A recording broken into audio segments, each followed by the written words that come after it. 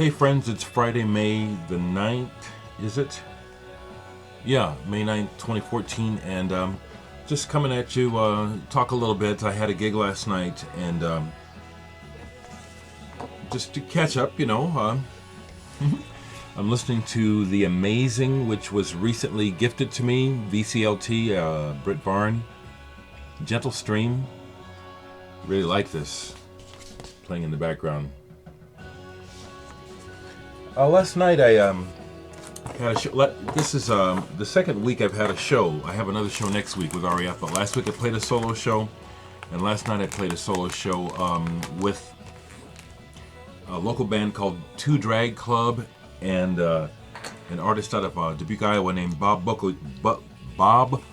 Jr. I've shown his records. He's on Capture Records. This is his latest album, How to Fuck All Your Coworkers in One Sitting, on Capture. We had a good time last night. It was poorly attended, as can be the case, but it was a really nice personal show. And this is another album by Aru, that Bob Buckle Jr. also appears on Capture Records. And Jim's performance, I told him that he had partially reminded me of Jim O'Rourke, which is a compliment. I'll tell you what, I need to muse on this for a second and I'll move on to more music, but I am constantly in review of what I'm doing and what other people are doing and what's going on with everything, but really specifically with music, performance, and live performance, records, etc. It's just, it fascinates me. And what I want to say is, people that have a lot of brass balls, like Bob Buckle Jr., who just get up and just do their thing. It's not that they don't care, but it's like they just, it's like what I'm doing and why I'm doing it is important to me, and that's where the buck stops. And they just get up and do it. And Bob's performance was really quite raw, stripped down. It was just him. He just played a guitar with pedals and he sang, and it was really good. And I'm just observing that, and I'm learning from it. I was the headliner. I was last. Headline doesn't mean anything now. It's like I played last, and the club was empty. I played for Bob and a couple of members of the opening band, Two Drag Club, and one woman. Two people who said they were coming to see me actually came and saw me. Thanks for coming, Oliver, and he brought a friend. And she really enjoyed the music. I was going to stop, and she said, please keep playing, so I played for her. I'll tell you what, I love the way my tracks are sounding through a big system. But I'm not so much frustrated, but I just realized that I don't have the necessary ingredients for hooking an audience, it's like, and I'm doing what is most important to me, which is making really good music, but it's like, I want to propagate it, and I need to, so, some women who left said, you need a, what did she say? You need a light show. She's right. I do. I need a light show. But it was good meeting Bob. I had never met him before. And we're going to work together, absolutely. We're going to do some... that I always like. Making music, recording, and putting things out is the big trip for me that I'm really enjoying. Making a living at it is my challenge. So that's what I'm challenged to do.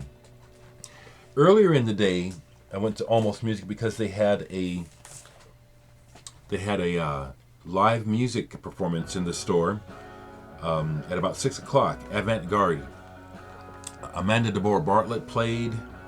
A traveling bassist by the name of Robert Lundberg, classically trained, played a set, and Luke Plivnik played a set. They had about as much people at their show as I had at mine, but it was incredible. I just have so much respect for people who do things outside of the box and do it boldly. Robert Lundberg's bass solos were fantastic, as was Amanda and Luke's sets. But I did pick up one album at the store because I had the last little bit of credit. I went ahead and used the last bit of credit there, and I bought Virtuoso by Barry Altschul, Paul Bley, and Gary Peacock on Improvising Artists label. I absolutely love the work of all three musicians, especially Paul Bley. But Gary Peacock as a bassist is very sensitive. He's done a lot of work with Keith Jarrett. He's also worked with Albert Eiler. Gary Peacock really knows how to respond, how to listen, and magnificent bass player. Magnificent. This is good. I'll tell you what's funny though is Luke Polipnik actually have to compete with people for records. There was an album in the store on Moore's Music that I was looking at, and Luke didn't mess around. He played first. When he got done with his set, come to find out, he went and snatched that album. And got dang competition for the good records. It was funny. I was laughing to the store owner, Brad.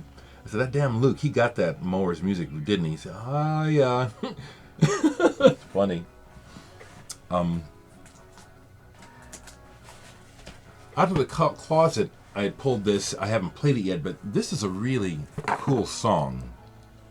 It's Now Winter's Day by Tommy Rowe. I remember when this came on the radio, I was like, this is unusual. And here's why. It's arranged by Kurt Betcher, the guy behind the Millennium and a lot of that really cool 60s stuff that gets compared to Brian Wilson. But this is, in so many words, this is Tommy Rowe backed up by the Millennium or Anduella. I'm seeing the names: Sandy Salisbury, Lee Mallory, Kurt Betcher. And that's why it's kind of futuristic sounding. It's Now Winter's Day. It's just a real neat sound. I remember when the song came on the radio as a kid, it always caught my attention. I was like, wow, this is cool. So this is out to get played today. What else is on my agenda? I got awakened this morning by a call from Curly. Curly Martin is a drummer who played for years for Motown. He was a Motown session drummer, and he's also a blues musician. And he's reached out to me, wanting to try to put something together. And we had gotten together a couple weeks ago. Then I got busy with my stuff and said, I'll get back to you. And it means a lot that he called. He really is serious about trying to put something together, and I'm going to follow up on it. One of the things that I'm facing and ready to deal with is I've got to make a living, and what I'm doing musically just doesn't fit what the great populist responds to. And so in order to survive, I'm probably going to have to do some things I don't want to, which is play music I may not be interested in. Like I said, Curly is interested in doing something, and he's right now primarily a blues artist, and that's the last thing I want to do, but I've got to make a living, so I'm looking at that. The one thing that kept, that I kept realizing, and I already know this, is that, the way to popularity is to appeal to women. Now, so of course, you can argue with that because of all the prog bands that only men listen to. But when it comes to really making a connection with an audience, it's like you need the females, you need women to respond. And this is my observation. I'm not saying I'm right or wrong. This is my observation. But it appears to me that when what you're doing musically leaves no room for women to imagine that it's about them or that it's directed at them, they lose interest. And what I'm doing is very much about just the music, and when I play, it is very much about me wanting your attention for this music. And I'm not putting on a show. I don't have a costume. I'm not young and sexy, and so it's just that the appeal is going to obviously be limited, you know. So I'm just musing out loud about, you know, wrestling with the idea of getting a vocalist. I sang a little bit last night. That is not the answer. You know, I am not a singer. I don't want to sing. But I want attention on my music. I do, and I do want more. I want, you know, I do want the music to keep going. You know, it's too good. You know, so just thinking out loud. We'll see what I come up with. You know, I'm going to keep them to stay in this. I'm making good music, but that obviously is not the end of the the picture. I keep forgetting to. Well, I've got one here.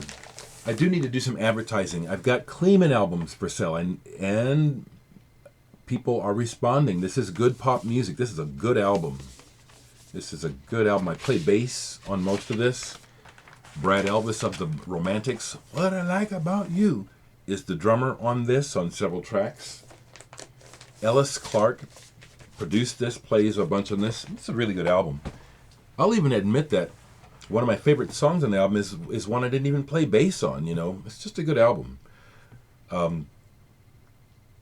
So I'm just letting you know I have that available, as well as my own music.